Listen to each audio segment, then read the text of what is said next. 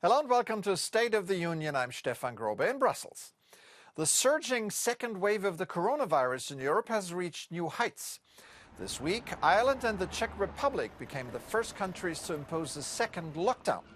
Streets in central Dublin and Prague were eerily quiet as stores, bars and restaurants were closed. Will the lockdown be lifted anytime soon? Not clear yet. Will other countries follow? Possibly.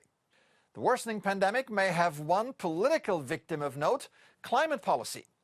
This week was Green Week, and activists around Europe feared that with the clear focus on the health crisis, all the good climate intentions risk going by the wayside. Yet European officials were quick to reassure the public that the climate goals still stand.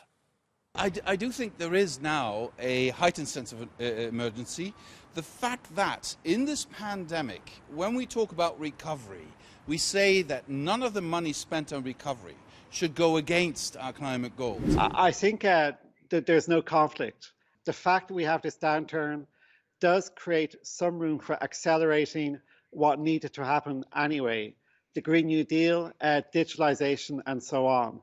Yet many climate activists are not convinced, especially the young generation. They don't buy the argument that the EU's climate policy is, well, revolutionary. For me, meeting Angela Merkel personally was pretty disappointing because she's a physicist and I thought that science would be her priority. But she told us by being in politics so long she'd learn how to compromise, and it was clear. European policies are not revolutionary, but she thought they were. What could be revolutionary for some is the sheer size of the anti-coronavirus firepower. 750 billion euros. That is the amount of money the EU summit agreed on in July, just for the economic recovery.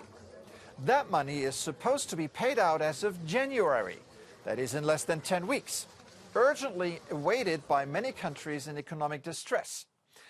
Yet the package, including the next EU budget, needs to be ratified by the European Parliament and the national parliaments. And here's the problem. Some countries and many lawmakers want to tie the EU funds to the respect of the rule of law. At the July summit, a compromise was written in deliberately ambiguous terms to have all 27 governments on board.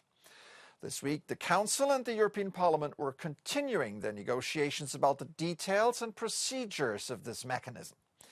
But there is resistance from countries like Poland and Hungary, which could put the entire recovery package at risk. Joining me now is Eulalia Rubio, senior researcher at the Jacques Delors Institute in Paris. Welcome to the program. Thank you. Welcome very much. So in the middle of the pandemic and its stark economic impact, Europe is not moving on the recovery plan because it's not moving on the so-called rule of law conditionality. How do we get out of this mess? I think that there will have to be concessions from both parts. We have a negotiation within the Parliament and the Council. Both of them will have to avoid to have principled positions and try to find a compromise. We have to look at broadly and look at the different dimensions and try to find a way to concede each part in different dimensions. And particularly the Parliament probably will have to concede on the decision-making rule because it's difficult for the Council to do concessions on that, given the position of member states.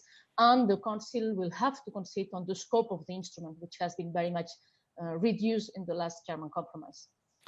And as we all know, Poland and Hungary have threatened to block the passage of the next budget and thus the recovery package. Can they actually do that? And would such an action be politically smart?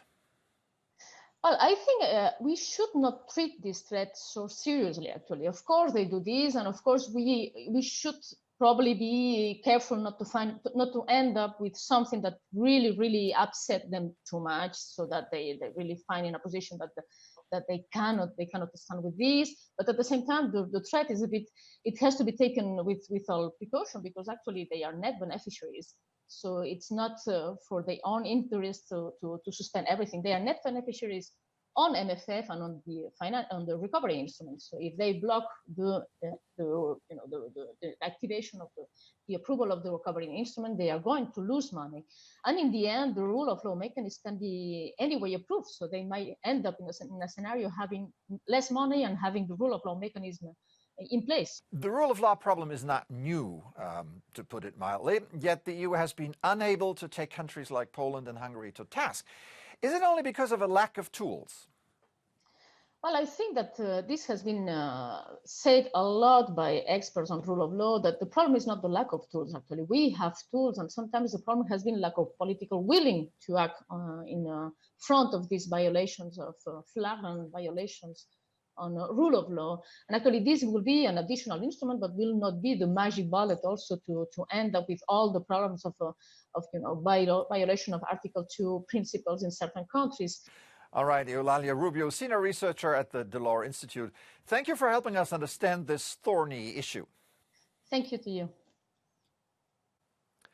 That there is a world unfazed by the coronavirus reality, France has experienced this week, bitterly and sadly. A history teacher outside Paris was savagely murdered for allegedly showing Mohammed cartoons in class to talk about the freedom of speech.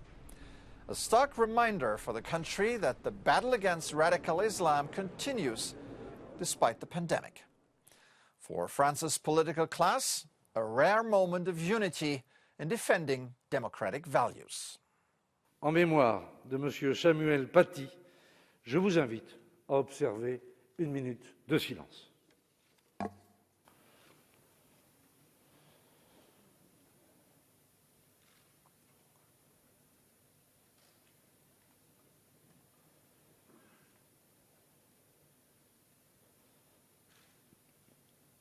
Je vous remercie. Thank you for watching. I'm Stefan Grobe. Have a good week.